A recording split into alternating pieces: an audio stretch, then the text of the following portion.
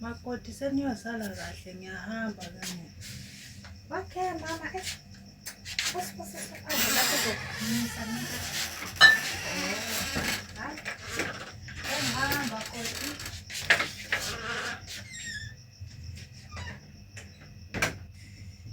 yes, waphuma umamazala sengiyosala ngiqeda kuma. Ugogo lo uthanda ukuhlala ebuya njalo. Hayi, uthanda ukuhlala lapha njalo for what umuntu uhleka nokuphuza. Sokumele kube umuntu wesonto. Few hours later. Makoti, awusangitsheli nami ukuthi ngihambe endleleni. Faka ithawulo kodwa makoti. Moya Ncele ngiyathandaza ngithi mina sisa manje Moya sisa umyeni wami ayekele ukuphuza konke khona lokho aphuza ngiyathandaza futhi azwe ngathi kubi ngathi kudlula umchamo wedonke egulayo kayekele ukuphuza utshwala bukho right for health.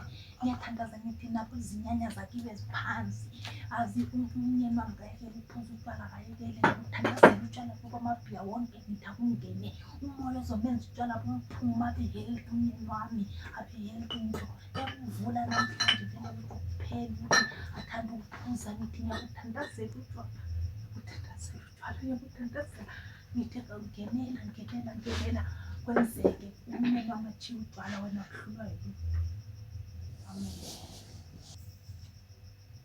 Hawu kanti mama selijikile ngoba sathandaza khona lapha ngisathandazela umyeni wami. Amen. Ngiyamazi so ngithi ngithandaza ukuthi ayekele. Makoti makoti olungile uthandazela Oh, game over. phela makoti ngoba ngihambe ngithandele ithawulo leli ngizochiya yona. So uzochiya ithawulo bese ukuhamba ne? Hayi angeke ngizahlala makoti. Uzahlala alihambi so namhlanje. Okay mama.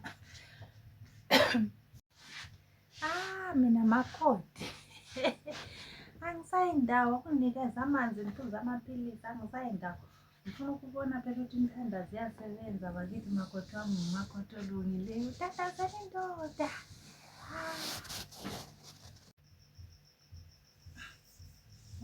Sahambe mama. Okay.